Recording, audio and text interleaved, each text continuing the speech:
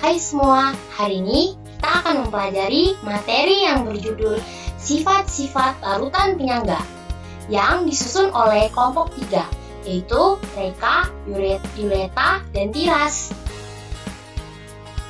Sebelum kita masuk pada sifat larutan penyangga, apa sih yang dimaksud dengan larutan penyangga itu sendiri?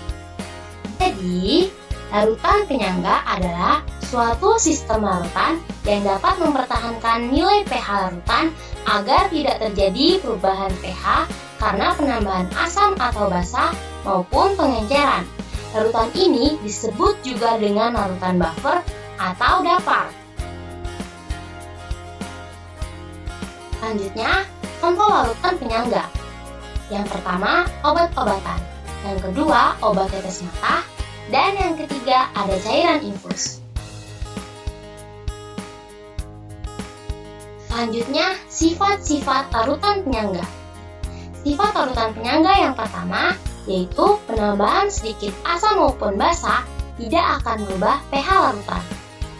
Yang kedua, pengenceran atau penambahan air tidak merubah pH larutan.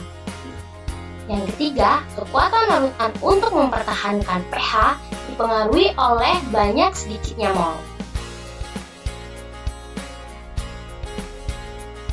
Coba perhatikan gambar berikut ini. Pada gambar ini terdapat dua larutan. Yang pertama, air suling, dan yang kedua, air laut. Masing-masing larutan mempunyai pH awal. Air suling pH awalnya 7, air laut pH awalnya 8,2.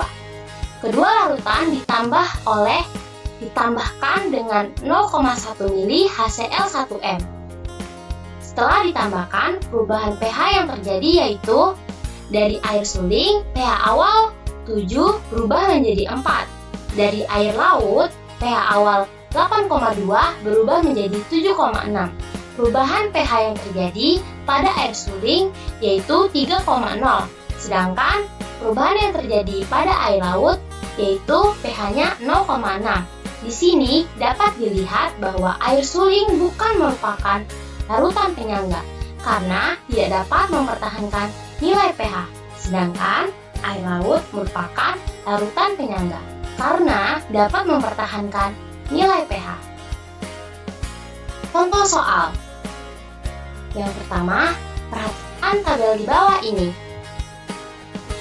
Di sini terdapat 3 larutan, larutan A, B, dan C, di mana pH awal larutan A adalah 6, pH awal larutan B adalah 4, dan pH awal larutan C adalah 9.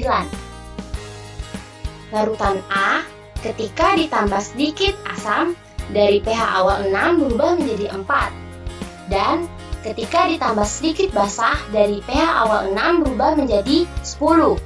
Larutan B pada pH awalnya adalah 4. Ketika ditambah sedikit asam berubah menjadi 3,98. Dan ketika ditambah sedikit basah berubah menjadi 4,02. Sedangkan larutan C pH awalnya adalah 9. Ketika ditambah sedikit asam menjadi 8,98. Dan ditambah sedikit basah berubah menjadi 9,03. Manakah di antara larutan tersebut yang bersifat penyangga? Jawabannya adalah larutan B dan C, karena larutan B dan C dapat mempertahankan nilai pH. Nomor 2, perhatikan tabel berikut ini ya.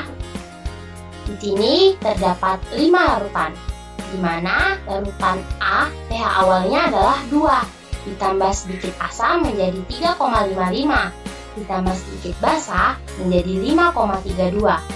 Larutan B pH awalnya adalah 10, ditambah asam berubah menjadi 9,88, ditambah basah berubah menjadi 10,1. Larutan C pH awalnya adalah 8, ditambah asam berubah menjadi 6,53, dan ditambah basah berubah menjadi 10,2. Larutan D pH awalnya adalah 5, ditambah asam berubah menjadi 2,43, dan ditambah basah berubah menjadi 1,55. Dan yang terakhir larutan E, pH awalnya adalah 7, ketika ditambah asam berubah menjadi 6,97 dan ditambah basah berubah menjadi 7,02. Manakah di antara larutan tersebut yang bersifat penyangga? Jadi yang merupakan sifat larutan penyangga adalah larutan B dan E, karena larutan B dan E dapat mempertahankan nilai pH. Baik, sekian dulu pelajaran kita hari ini ya. Sekian dan terima kasih. Semoga bermanfaat.